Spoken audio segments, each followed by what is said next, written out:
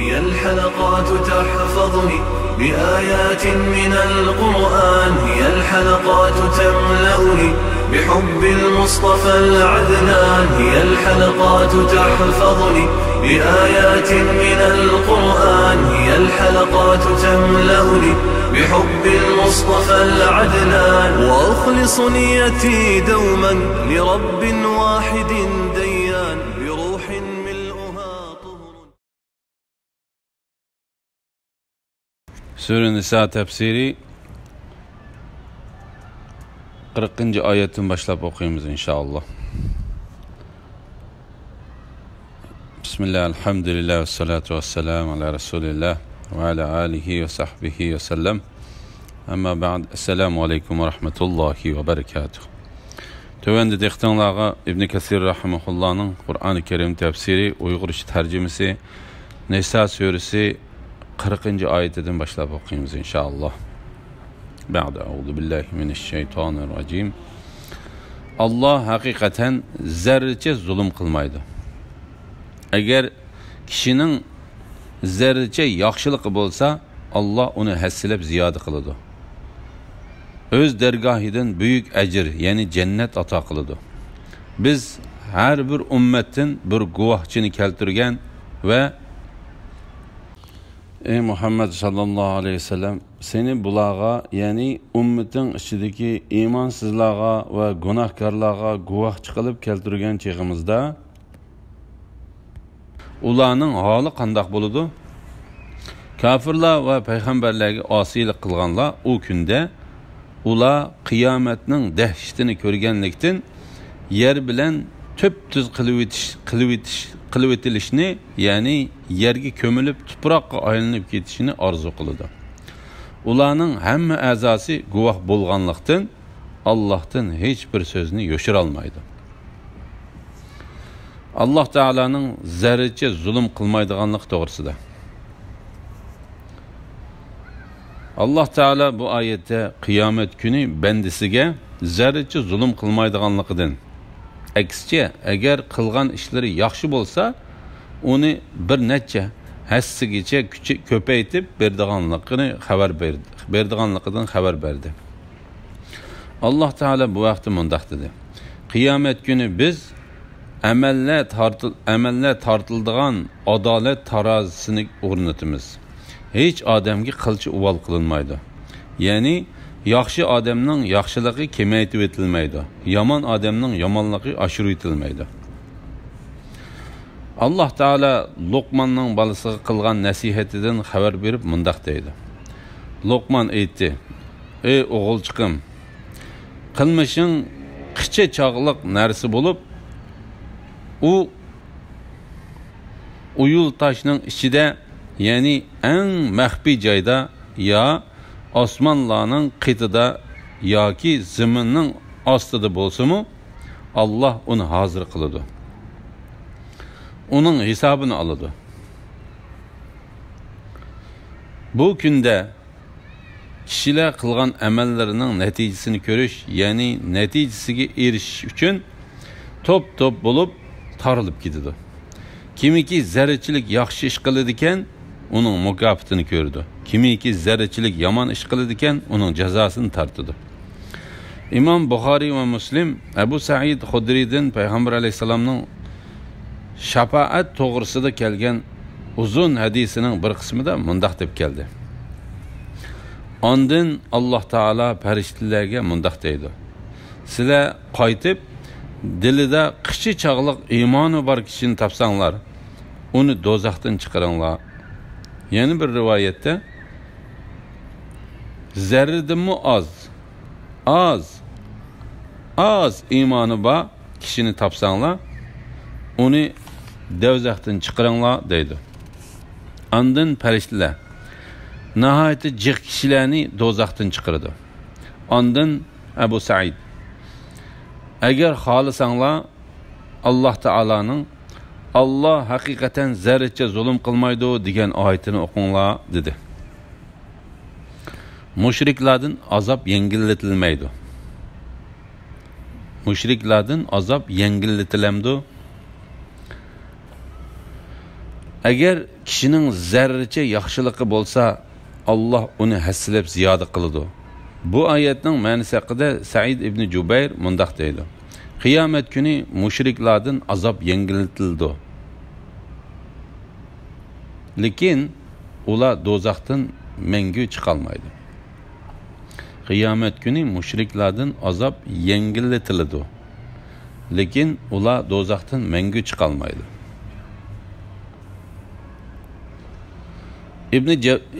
İbn Jubayr bu sözüge pakit sifatida İbn Abbas radıyallahu anhumaning tuvenlik sözünü delil keltirdi. İbn Abbas radıyallahu anhuma Peygamber aleyhisselamga: "Ey Allah'ın peygamberi, senin tağın Abu Talib seni öz qo'yniga elib sana yordam beretdi. Sen onunla birer payda yetkizalamsan?" dedi Peygamber aleyhisselam. "Ha, o otning eng üstü tarafida bo'ladi. Agar men bo'lmagan bo'lsam, ya'ni onunla mening paydam yetmagan bo'lsa, u otning eng tuvan qatlamida bo'ladi" dedi. Bu hüküm hamma kafirlarga o'rtaq bo'lmasdan, balki Abu Talibga xos bo'lishi mumkin. Buning dalili sifatida Abu Davud Anas radhiyallohu anhudan Peygamber aleyhisselamning mundaq deganligini rivoyat qildi. U Allah Teala bir mu'minning dunyoda rizqi beriladigan ve ahirette mukofotlanadigan birmi yaxshi ishiga zulm qilmaydi. Ammo kafirning qilgan yaxshi ishiga mushu dunyoda rizq berib, ahirette onunğa hiç qandaq ajr bermaydi. Büyük ajr beradi degan so'zning ma'nosi haqida. Öz dergahidan büyük ajr, yani cennet ato qiladi. Ey Allah, bizga roziligingni ve cennetin ato qilgin. Amin. İbn Abu Hatem Abu Osman Nahdi'nin mundaq deganligini rivoyat qildi. Hech bir kishi Abu Hurayra radıyallahu anhu bilan mendan jiqroq ham sohbat bo'lmagan edi. U mendan burun hajga mangdi. Men uning keyindan mangdim. Ondan basirlik kishilar Peygamber aleyhisselamning Allah Teala bir yaxshilikni 1 milyongacha avutib berdi deganligini Abu Hurayra radıyallahu anhudan anladik deb rivoyat qilibdi. Shuning bilan men sizlarga la'nat bo'lsin, hech bir kishi Abu Hurayra radıyallahu anhu bilan mendan jiqroq mahsuhbat bo'lmagan. Ajab, men bu hadisni uningdan anglamabdiman dedim. Ondan men Abu Hurayra radıyallahu anhuni izlab mangdim ve onun haj qilish uchun ketganligini anglab, mushu hadisni uning o'zidan anglash uchun uning keyindan hajga mangdim. İbn Abu Hatem yana boshqa bir rivoyat bilan Abu Osmanning mundaq deganligini rivoyat qildi. Men Basradagi qarindoshlarimdan Peygamber aleyhisselamning Allah Teala bir yaxshilikqa 1 milyon yaxshilikning mukofotini berdi deganligini senden angladik deganligini angladim. Abu Hurayra radıyallahu anhu Allah'ның namı bilan qasamki, belki men Allah'ның Peygamber Muhammed aleyhisselamning hakikaten Allah bir yaxshilikqa 2 milyon yaxshilik bilan mukofot berdi deganligini angladim. Arqadan Allah Teala'nın dünya hayotidan bahramand bo'lish ahiretning ne'matlari bilan selishtirganda arzimas narsadir degan oyatini o'qigan edi, dedi. Qiyomat kuni Peygamberimiz Muhammed aleyhisselamning öz ümmetiga guvohlik berishi ve kafirlarning ölümni arzu qilish to'g'risida. Biz her bir ümmetin bir guvohchini keltirgan ve ey Muhammed sallallahu aleyhi ve sellem seni bulağa, yani ummetin ichidagi imansizlarga ve günahkarlarga guvohchi qilib keltirgan chig'imizda ularning holi qandoq bo'ladi? Allah Teala bu vaqtda mundaq deydi: meşhergah Rabbinin nuru bilen yürüydü. Namı ameller hazır kılındı. Peygamberler ve guvahçılar keltirildi. Şu günde biz her bir ümmetke ulanın içinden ulağa karşı guvahlık berdiğin bir şahit, yani peygamber keltirimiz ve şu günde biz seni bulağa, yani ümmetinge şahit kılıp keltirimiz. İmam Bukhari Abdullah ibn Mas'ud radıyallahu anhu'nun mundaq deganligini rivayet kıldı. Peygamber aleyhisselam bana Kur'an okup ver dedi. Men ey Allah'ın peygamberi, Kur'an sana nazil kılınsa men sana okup beremdim. Men sana okup beremdim dedim. Peygamber aleyhisselam ha şeksiz men Kur'an'ni başka birisinden anlaşını yaxşı görmen dedi. Şunun bilen men Sure Nisa'ni okup berip hatta biz her bir ümmetin bir guvahçını keltirgen ve ey Muhammed seni bulağa, yani ümmetin içindeki imansızlığa ve günahkarlığa guvahçı kılıp keltirgen çıkımızda ulanın halı kandak boludu digen ayet kelibidim, közlerinden yaş dökülgen halatda boldu kıl dedi. Kafirlar ve peygamberge asilik kılganlar o günde ula kıyametinin dehşetini körgenlikten yer bilen tüptüz kılıvetilişini, yani yerge kömülüp tuprak aylanıp gitişini arzu kılıdı. Ulanın hemme azası guvahlık bolganlıktan Allah'tan hiçbir sözünü yoşur almaydı. Allah bu hakta mundaq dedi.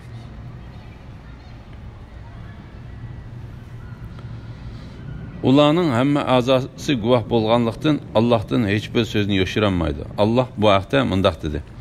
O günde kişi ilgir kılgan emellerini kördü. Kafir, kaşki men tuprak bulup ketken bolsam ço deydi.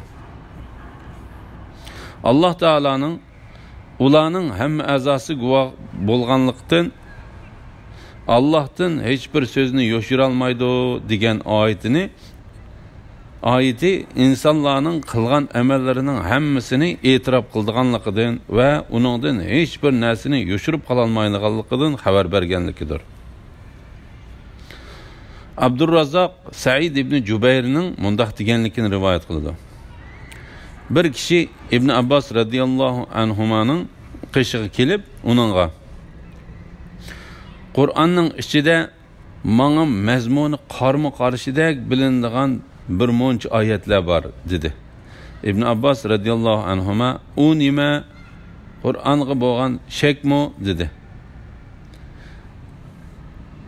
O kişi o şek emez, belki mezmunu karma karşı ayet dedi. İbn Abbas radıyallahu anhuma onunla Kur'an'ın içinde karma karşı bulup kalgan ayetini okup bakın dedi. O kişi Allah Teala'nın ondan ula fakat özrü eytip dünyadaki çağlardakiga okşaş yalğanğa iltica kılıp Rabbimiz Allah bilen qasam qılımız ki biz müşrik bolmagan idik. Rabbimiz Allah bilen qasam qılımız ki biz müşrik bolmagan idik deydi. Ve ulanın hemme azası guvahlık bolganlıktan Allah'tan hiçbir sözünü yoşuralmaydı. Digen ayetinin barlığını gördüm. Yani bu ayette ula yoşurdu dedi. Ondan İbn Abbas radıyallahu anhuma mundaq dedi. Ama yukarıdaki ayetin manisi şeksiz ula, yani müşrikler Allah Teala'nın Müslümanların günahını keçirip etadiganligini ve şirkten başka hem günahını asanla keçirip etadiganligini görüp Allah Teala'dan özlerinin mu günahının keçirip etilişini ümit kılıp özlerinin müşrik ikenligiga tinip mundaq dedi. Rabbimiz Allah bilen qasam qılımız ki biz müşrik bolmagan idik. Ondan Allah Teala ulanın ıgızlarını peçetlip etdi. Şunun bilen ularning qo'llari va putlari ularning qilgan ishlarini iqro qiladi. Shundoq bo'lgan vaqtda kafirlar va payg'ambarlarga osiylik qilganlar u kunda ular qiyomatning dahshatini ko'rganlikdan yer bilan tuz qilib etilishini, ya'ni yerga ko'milib tuproqqa aylanib ketishini arzu qiladi. Ularning hamma a'zosi guvoh bo'lganlikdan Allohdan hech bir so'zni yo'shira olmaydi. Ey mu'minlar, sizlar mast bo'lsanglar, nima da'vat qilinglarni bilgininglargacha, junub bo'lsanglar, yo'l ustida bo'lganlar buningdan mustasno. G'usl qilmagicha namozga yaqinlashmanglar. Agar kasal, ya'ni kasalga suv ziyon qiladigan bo'lsa, yoki safar ustida bo'lsanglar, yoki hojat qilsanglar, yoki ayollar bilan munosabat o'tkazsanglar, mushundaq ahvol ostida suv topolmasanglar, pak tuproqni yuzinglarga, qo'linglarga surtib tayammum qilinglar. Allah haqiqatan afu qilg'uchidir, mag'firat qilg'uchidir. Ya'ni Allah bandalarga haraj bo'lmasligi uchun ibodatni osonlashtirib berguchidir. Mest yoki junub holatidagi kishini namozga yaqinlashishdan to'sish to'g'risida Alloh taolo bu oyatda mu'min bandalarini namoz o'quvchi kishi o'zining nima o'qiyotganligini sezmaydigan darajada mest u eshikdan kirib bu eshikdan to'xtamasdan chiqib ketadigan junub kishidan boshqa junub kishilarni namoz o'qishdan va namoz o'qiydigan o'rin bo'lgan masjidlarga yaqin berib qilishidan to'sidi. Namozni mastlik holatida o'qishdan to'sish harom qilinishdan burunqi hukm edi. Buning shundoq bo'lganligiga Sura Baqaradagi Alloh taolaning ey Muhammad sallallohu alayhi vasallam sendan aroq va qimor to'g'risida so'rashidi. Sen ularga buning her ikisida cho'ng gunoh va kishilarga ozgina moddiy foydami bor, lekin ulardagi gunoh foydaga qaraganda texmi cho'ng degan oyatida pakt keltirilgandir. Uningga tövendagi hadis pakt bo'la oladi. Payg'ambar alayhissalom Umar radhiyallohu anhuga yuqoridagi oyatni o'qib berdi. Ondan Umar: "Ey Alloh, bizga haroq to'g'riliq hukmni ochiqlashtirib bersang" dedi. Ondan ey mu'minlar, sizlar mast bo'lsanglar, nima da'vat qilinglarni bilgininglargacha, junub bo'lsanglar, yo'l ustida bo'lganlar buningdan mustasno, g'usl qilmagicha namozga yaqinlashmanglar degan oyat tushdi. Uni Umarga o'qib berdi. Ondan Umar: "Ey Alloh, bizga haroq to'g'riliq hukmni texmi ochiqlashtirib bersang" dedi. Ular aroqni namoz vaqtlarida ichmaydi. Alloh taolaning ey mu'minlar, aroq ichish, qimor o'ynash, butla ya'ni cho'qinish uchun tiklangan toshlarga cho'qinish, pal o'qlari bilan pal silish shaytonning ishi. Paskini qiliqlardir. Baxtga erishishinglar uchun şeytanның işidən yiroq bo'linglar. Şeytan aroq, qimor orqali oranglarda düşmanlik, adovat turdurmoqchi. Sizlarni namozdan va Allohni yod etishdan to'smoqchi bo'ladi. Sizlar endi aroqdan, qimordan yonmamsizlar degan oyat tushganda Umar: "Biz yandoq" dedi. Yana bir rivoyatda Sura Nisodagi ey mu'minlar, sizlar mast bo'lsanglar, nima da'vat qilinglarni bilgininglargacha, junub bo'lsanglar, yo'l ustida bo'lganlar buningdan mustasno. G'usl qilmagicha namozga yaqinlashmanglar degan oyat tushganda payg'ambar alayhisalomning jakarchisi namozga turishdan burun mast kishi namozga yaqin kelmasin deb jakarlaydi deb bayon qilingan. Olimlar bu oyatning tushish sababi to'g'risida İbn Ebu Hatem rivayet qilgan hadisini dalil keltirdi. Ebu Hatem Saidning mundaq deganligini rivoyat qildi. Men to'g'riliq 4 oyat tushdi. Ansariylik bir kishi tamoq tayyorlab muhojirlar va ansorilardan bo'lib bir turkum kishilarni chaqirdi.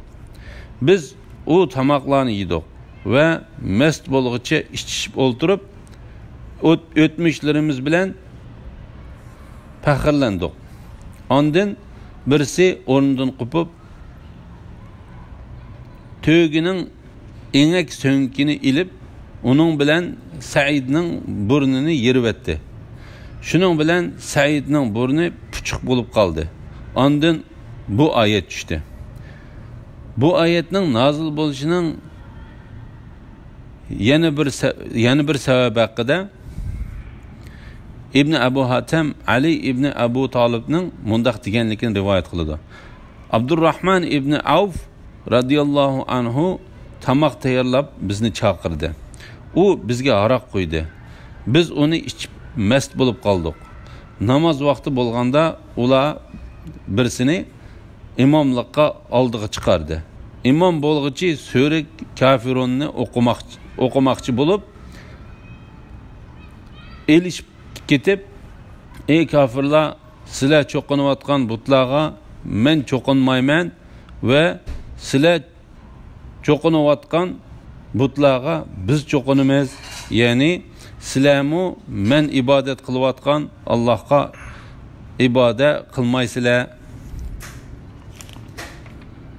degan oyatning o'rniga va sizlar cho'qinayotgan butlarga biz cho'qinamiz deb o'qib qoldi.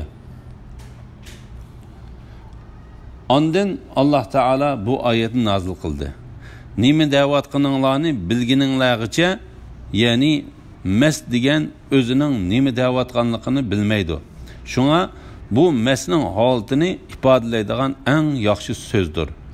Shundaqla mast degan o'qigan oyatlarida elishib ketadi va namozda Allohdan qo'rqgan holatda turmaydi. İmam Ahmad Anas radhiyallohu anhudan Payg'ambar alayhisalomning mundaq deganligini rivoyat qiladi. Sizlarning biringlar namoz o'qib o'tib mugdab qolsanglar, qaytib berib o'qigan narsasini bilgidek bo'lguncha uxlab olsin. Boshqa bir rivoyatda bu hadisning so'zlari mundaq bayon qilingan. Mugdab turib namoz o'qigan kishi gunohning kechirim bo'lishini tilab etib bilmasdan o'zini tillab silishi mumkin. Junub bo'lsanglar, yo'l ustida bo'lganlar buningdan mustasno. G'usl qilmoqcha namozga yaqinlashmanglar. Bu oyatning ma'nosi haqida Ibn Abu Hatem Ibn Abbas radhiyallohu anhumaning mundaq deganligini rivoyat qildi. Sizlar junublik holatinglarda masjidga o'ltirg'ili kirmanglar. Ammo o'tib ketgili kirsanglar bo'ladi. İbn Abu Hatem bu oyatning ma'nosi haqida Abdullah ibn Mas'ud radhiyallohu anhu, Anas, Abu Ubayda, Sa'id ibn Musayyib, Abu Zuha, Ata, Mujahid, Masruq, İbrahim Nahai, Zayd ibn Aslam, Abu Malik, Amr ibn Dinar, Hakem ibn Utayba, Ekrime, Hasan Basri, Yahya ibn Sa'id Ansari, ibn Shihab ve Qatada qatorliqlarning İbn Abbas radhiyallohu anhumaga o'xshash deganligi rivoyat qilindi. İbn Jarir Yazid ibn Abu Habibning bu oyat to'g'risida mundaq deganligini rivoyat qildi. Ansarilarning ba'zilarining ishigi masjidning ichiga echilgan bo'lib, ular junub bo'lib qolganda ularning yenida suv bo'lmasa, suv ilib kirish uchun masjidning ichidan o'tadi. Ondan Alloh taolo bu oyatni nozil qildi. Bu so'zning to'g'riligini Sahih Buxoriyda bayon qilingan bir hadis kuchlantirdi. O hadisda Payg'ambar alayhisalom mundaq degan: Abu Bakrning ishigidan boshqa masjidning ichiga qaritib echilgan eshiklarning hammasini etib etinglar. Bu so'zni Payg'ambar alayhisalom hayotining oxirida degan bo'lib, u o'zidan keyin Abu Bakr radhiyallohu anhuning xalifa bo'lganligini, uning musulmonlarga manfaati bor muhim ishlarni bartaraf qilish uchun masjidiga kirishga muhtoj ekanligini bilganligidan Abu Bakr radhiyallohu anhuning ishigidan boshqa masjidga qaraydigan barliq eshiklarni etib etishga buyurgan. Ba'zi rivoyatda Alining ishigidan boshqasini deyilgan. Bu to'g'ri emasdir. To'g'risi yuqoridagi hadisda kelgandir. Imom Muslim Aisha radhiyallohu anhaning mundaq deganligini bayon qildi. Payg'ambar alayhisalom menga masjiddan jay namozni sunib bering dedi. Men hayzdor ekanligimni aytdim. Ondan u hayzingiz haqiqatan sizning qo'lingizda emas dedi. Bu hadisda hayzdor ayollar shuningdek nifoq ayollarning masjidning ichidan o'tishning durust ekanligiga pokitdir. Agar kasal, ya'ni kasalga suv ziyon qildigan bo'lsa yoki safar ustida bo'lsanglar yoki hojat qilsanglar yoki ayollar bilan munosabat o'tkazsanglar, mushundaq ahvol ostida suv topolmasanglar, pak tuproqni yuzinglarga, qo'linglarga surtib tayammum qilinglar. Ya'ni tayammum qilsa bo'ladigan kasallar suv ishlatsa, suv ziyon qilganlikdan biror a'zosining ishlamas bo'lib qolishidan yoki u a'zoning miyib bo'lib qolishidan yoki kasalning saqayishi uzunga so'zilib ketishidan qo'rqadigan kasallardir. Olimlarning ichidan oz bir qismi oyatda agar kasal bo'lsanglar debli kelganligi uchun kasal bo'lgan kishiga suv ziyon qilsin yoki ziyon qilmasin, uning tayammum qilishi durust deydi. Suv topolmasanglar, pak tuproqni yuzinglarga, qo'linglarga surtib tayammum qilinglar. Imom Buxoriy va Muslim Imron ibn Husaynning mundaq deganligini rivoyat qildi. Payg'ambar alayhisalom kishilarning qishidan namoz o'qimay ayrilib turgan bir kishini ko'rdi. Ondan u: "Hey falonchi, seni kishilar bilan namoz o'qishdan nima to'sib qo'ydi? Sen musulmon emasmi?" dedi. U kishi: "Ey Allohning payg'ambari, men musulmon, lekin menga junublik yetib kelibdi ekan. Yuyinay desam suv yo'q" dedi. Payg'ambar alayhisalom: "Sen tuproq bilan tayammum qilgan bo'lsangmi bo'laveradi, u sana yetarli edi" dedi. Bu hadis pak tuproq bilan tayammum qilishning pakitidir. Imom Muslim Hudayfa ibn Yamani radhiyallohu anhudan Payg'ambar alayhisalomning mundaq deganligini rivoyat qiladi. Biz kishilardan 3 ishda ortiq qilindik. Ya'ni bizga boshqalarga bermagan 3 ish berildi. Bizning saplarimiz farishtalarning saplaridek qilindi. Ziminning hamma joyi bizga namoz o'qiydigan yer qilindi. Boshqa ummatlar ibodat uchun tayyorlagan yerdan boshqa yerda qilish durust emas. Ammo namozni masjidda o'qimay, ziminning har qanday joyida o'qisak durust bo'laveradi. Suv topolmagan chig'imizda tuproq pokizlovchi qilindi. Alloh taolo mu'minlarga bergan ne'matlarini bayon qilgan o'rinda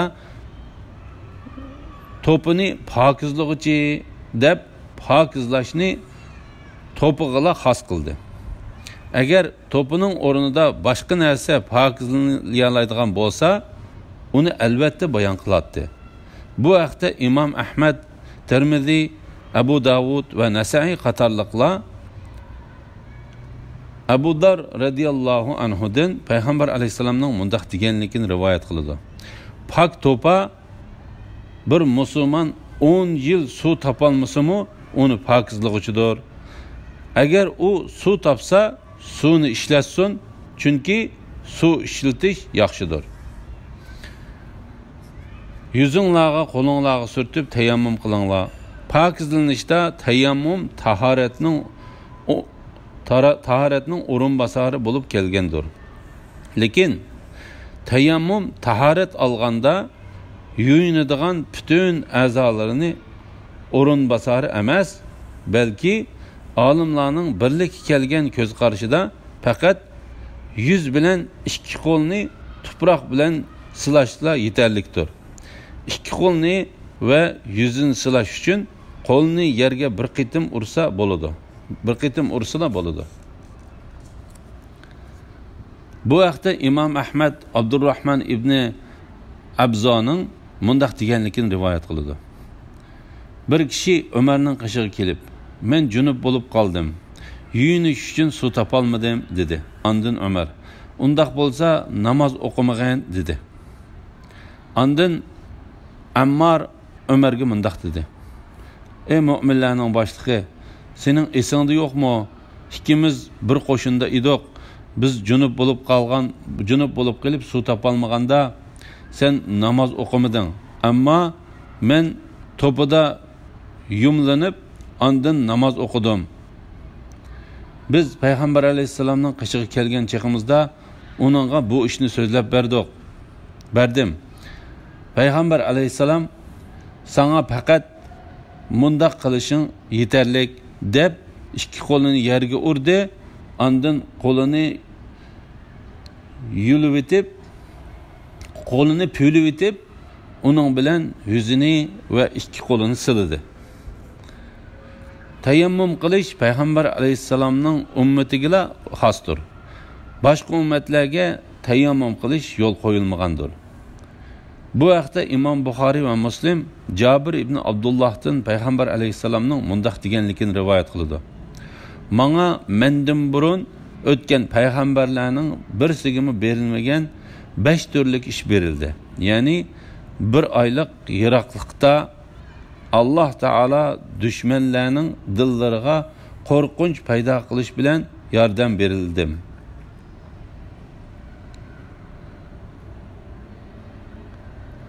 Menga zaminning hammasi namoz o'qiydigan yer va pokizligi qilib berildi. Ummatimning ichidan kim qayerda namoz vaqtini topsa, shu yerda o'qisin. Yana bir rivoyatda mundaq bayon qilingan. Ummatimning ichidan kim namoz vaqtini topsa, uning qishida uni pokizligichi va uning namoz o'qiydigan joyi bordir. Menga o'ljilar halol qilindi. Mendan burun hech kishiga halol qilinmagan edi. Menga qiyomat kuni kishilarga shafaat qilish huquqi berildi. Boshqa payg'ambarlar o'zining millatiga, qavmiga payg'ambar qilib avatilgan edi. Men barliq insonlarga umumyuzlik payg'ambar qilib avatildim.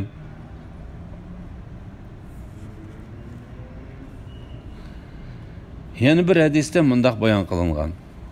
Biz kishilardan 3 ishda ortiq qilindik. Ya'ni bizga boshqalarga berilmagan 3 ish berildi. Bizning saplarimiz farishtalarning saplaridek qilindi. Zamin bizga namoz o'qiydigan yer qilindi. Suv topolmagan chig'imizda tuproq pokizligi qilindi. Pok tuproqni yuzinglarga, qo'linglarga surtib tayammum qilinglar. Allah haqiqatan afu qilg'uchidir, mag'firat qilg'uchidir. Ya'ni Allah bandalariga haraj bo'lmasligi uchun ibodatni osonlashtirib berguchidir. Ya'ni uning sizlarga tayammum qilishga ruxsat qilishi, suv bo'lmaganda tayammum qilibla namoz o'qishni durust qilib berganligi, sizlarni kechirib o'tganligi va sizlarning gunohinglardan o'tganligidir. Bu oyatda mast odam mastligidan yeshilmay turib, kasal yoki suv topolmagan kishidan qaysi bir kishining junublikdan yuyinmay, tahorati bo'lmaganlar tahorat olmay turib namoz o'qisa, namozning komil bo'lmaydiganligiga dalillar bordir. Alloh taolo haqiqatan tayammumni kasal bo'lib qolganda yoki suv topolmaganda bandalariga rahmat qilish va osonlashtirib berish yuzidan ruxsat qilib berdi. Alloh taolaning bizlarga bergan bu ruxsati uchun ko'p hamd sano bo'lsin. Tayammumning yo'lga qo'yilishining sababi Imom Buxoriy Aisha radhiyallohu anhaning mundaq deganligini rivoyat qiladi. biz Peygamber aleyhisselamның bazı səfərlərdə onun bilan birlə çıxatdıq. Biz bir qitimliq səfərdə biz Beyda yoki Zatil Jeysh degan yerga yetib kelganda mening bulapkam üzülüp tushib qopdi. Payg'ambar alayhisalom uni izdigil turdi. Kishilarmi uning bilan birga izdidi. Yaqin atrofda suv yo'q edi. Kishilar atam Abu Bakrning qishig'i kelib uningga: "Sen Aysha radhiyallohu anhaning qilg'iniga qarmamsan?" U Payg'ambar alayhisalomni va kishilarni to'xtatib qo'yishga sababchi bo'ldi. Yaqin atrofda suv bo'lmasa, ham hech kim suv ilib olmagan tursa, dedi. Shuning bilan Abu Bakr mening qishimga keldi. U chaqda Payg'ambar alayhisalom beshini mening yotamga qo'yib uxlayotdi. Abu Bakr menga: "Sen Payg'ambar alayhisalomni va kishilarni to'xtatdingmi? Ya ular suv ilib olmasa, ya yaqin atrofda suv bo'lmasa", dedi. Abu Bakr: "Ya'ni atam menga kayib Allah Taala uning deyishini xohlagan bir narsalarni deb qo'li bilan beqinimga urg'ilib turdi. Payg'ambar alayhisalom mening yotamda uxlayotganligi uchun men midirlay olmay qoldim. Ikkinchi kuni atdiganda Payg'ambar alayhisalom o'rnidan turganda suv yo'q edi. Shu chaqda Alloh Taala tayammum qilishga ruxsat qilgan oyatni tushirdi. Shuning bilan ular tayammum qildi. Usayd ibn Huzayri: "Ey Abu Bakrning jamoatidagilar, bu sizlarning tunji qitimliq barakatinglar emas", dedi. Aysha radhiyallohu anha: "Biz men mingan to'gini turg'izgan edik, bulapkini to'gining tegidan topdik", dedi. Alhamdulillah, Alloh shukrlar bo'lsin. Yuqorida Nisa surasi tafsiridan 43-oyatgacha angladinglar. Oxirini keyin qitimliq o'qishimiz davomlashtiramiz inshaalloh. Assalomu alaykum va rahmatullohi va barakatuh.